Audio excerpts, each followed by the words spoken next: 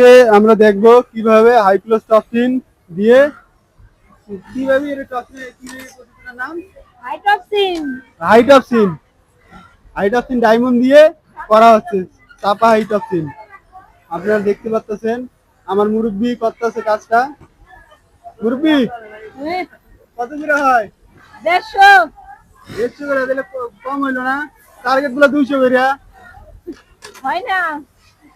তাহলে তো ওই মানে কাম হইতো না মুরব্বি। আর মুরব্বি অনেক ভালো অপারেটর কিন্তু এই লাইনের মানে বর্তমান senior operator high class top senior. আপনারা দেখতে পাচ্ছেন মিনিট